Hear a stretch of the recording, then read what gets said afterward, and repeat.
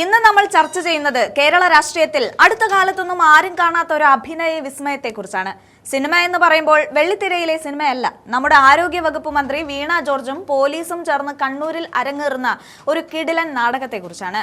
സംഗതി അറിയാത്ത ഒരാൾക്ക് ഇത് കേൾക്കുമ്പോൾ വലിയൊരു കൊലപാതക ശ്രമം നടന്നതായി തോന്നാം. എന്നാൽ ഇതിന്റെ സത്യാവസ്ഥ എന്തെന്നാൽ, കണ്ണൂർ റെയിൽവേ സ്റ്റേഷനിൽ വന്ദേ ഭാരത് ട്രെയിനിൽ യാത്ര ചെയ്യാനായി മന്ത്രി വീണ ജോർജും കൂട്ടരും ഒപ്പം സ്പീക്കർ AN ഷംസീറും എത്തിയപ്പോഴാണ് സംഭവങ്ങളുടെ തുടക്കം. ടിക്കറ്റ് കൗണ്ടറിനടുത്തെത്തിയപ്പോൾ KSU പ്രവർത്തകർ മന്ത്രിക്കെതിരെ കരിങ്കൊടി കാട്ടി പ്രതിഷേധിച്ചു.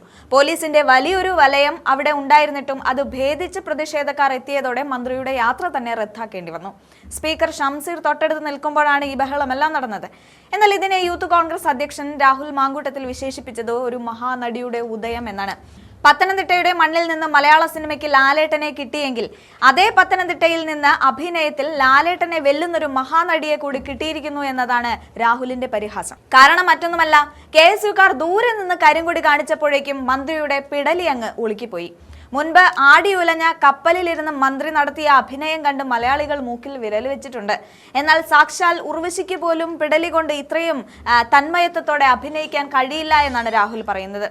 അതിലും രസകരമായ കാര്യം മന്ത്രിയുടെ കയ്യിലെ മുറിവാണ്. കരിങ്കൊടി കാണിക്കുമെന്ന് 4 ദിവസം മുൻപേ സ്വപ്നം കണ്ടിട്ടാണോ എന്തോ മന്ത്രിയുടെ കയ്യിൽ ഒരു വട്ടച്ചൊറി വലിപ്പത്തിലൊരു മുറിവ് നേരത്തെ തന്നെ പ്രത്യക്ഷപ്പെട്ടിരുന്നു. ഈ ചെറിയ മുറിവുമായി മന്ത്രി വരുമ്പോൾ ജില്ലാ ആശുപത്രിയിലെ ICU തന്നെ സജ്ജമാക്കുന്ന കേരള ആരോഗ്യ വകുപ്പിന്റെ നടപടി ലോക സിനിമയ്ക്ക് തന്നെ ഒരു വിസ്മയമാണ്.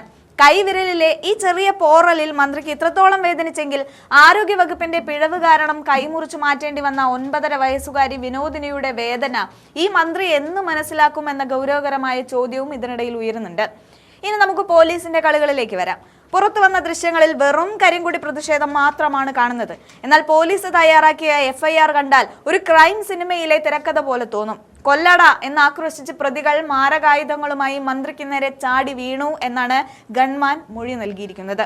മന്ത്രിയുടെ കഴുത്തിന് ലക്ഷ്യം വെച്ചാണ് ആക്രമണം നടന്നതെന്ന് FIR-ൽ പ്രത്യേകം എഴുതി ചേർത്തത് എന്തിനാണെന്ന് അറിയാമോ?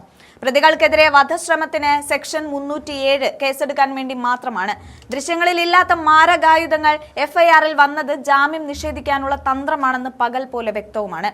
മുഖ്യമന്ത്രി നേരിട്ടെത്തിയിട്ട് പോലും മെഡിക്കൽ കോളേജ് നൽകുന്ന മെഡിക്കൽ ബുള്ളറ്റിൻ ഇത്രയും അൺപ്രൊഫഷണൽ ആണെങ്കിൽ നമ്മളെപ്പോലുള്ള സാധാരണക്കാരുടെ അവസ്ഥ എന്താകും? ഇത് മന്ത്രിയുടെ മാത്രം പിടലി ഉളുക്കല്ല, മറിച്ച് ഈ സർക്കാരിന്റെ തന്നെ പിടലി ഉളുക്കലാണെന്നാണ് രാഹുൽ പറയുന്നത്. ലാലേട്ടന്റെ കൺപീലികൾ അഭിനയിക്കുന്നത് പോലെ വീണ ജോർജിന്റെ കയ്യിലെ മുറിവും പിടലിയും അഭിനയിക്കുകയാണെന്നും ചുരുക്കം. നിലവിൽ മന്ത്രി പരിയാരം മെഡിക്കൽ കോളേജിലാണ്. സ്കാനിംഗ് റിപ്പോർട്ടും മെഡിക്കൽ ബോർഡിന്റെ തീരുമാനവും പുറത്തു വരുന്നതോടെ ഈ നാടകത്തിന്റെ ചുരുൾ അഴിയുമെന്നത് ഉറപ്പാണ്. എന്തായാലും ഇന്നലെ നടന്ന ദൃശ്യങ്ങൾ കൂടി ചേർക്കാം. ആരോഗ്യമന്ത്രിക്ക് എന്താണ് സംഭവിച്ചതെന്ന് വിശദമായി നമുക്കൊന്ന് കണ്ടു നോക്കാം.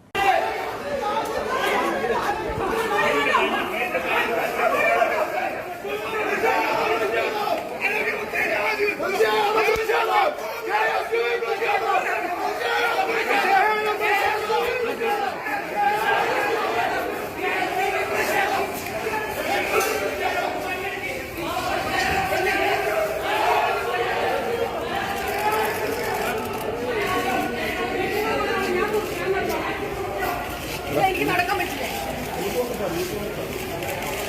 ഈ ക്യാമറ അങ്ങോട്ട് വരാൻ പറയും. പ്ലീസ്